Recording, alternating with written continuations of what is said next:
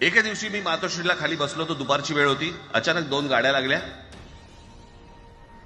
साधारणपणे 3:30-4 वगैरे वाजले असतील. ते दरवेळेला नाव विसरतो. पुण्याचं कोणतो जावडेकर, प्रकाश जावडेकर आणि काही मंडळी आली. मला म्हणाले, राज बाळासाहेबांना अर्जंट भेटायचंय. म्हटलं आत्ता ते भेटणार नाही. म्हटलं ती त्यांची झोपायची वेळ आहे.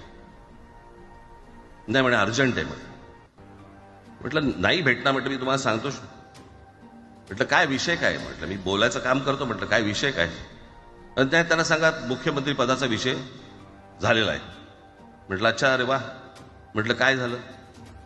सुरेशदादा जैन यांना दोन्ही बाजूने आम्ही ठरवलंय की त्यांना मुख्यमंत्री करायचं.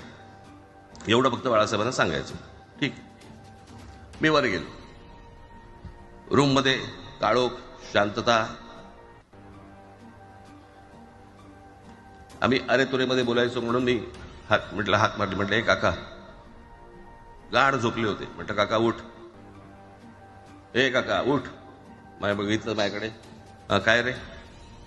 म्हटलं नाही, ती सगळे खाली जावडेकर वगैरे सगळी मंडळी आली आहेत. म्हटलं बरं मग. नाही ते म्हणतात ते मुख्यमंत्री पदाचा विषय झालाय. म्हटलं ते मला काय झालं. ते म्हणाले सुरेशदादा जैन यांना मुख्यमंत्री पदासाठी दोन्ही जणांनी सांगितलं की करायचं म्हणून. असं माझ्याकडे बघितलं त्यांनी. त्यांना जाऊन सांग महाराष्ट्राचा मुख्यमंत्री मराठीच होईल, दुसरा कोणी होणार नाही.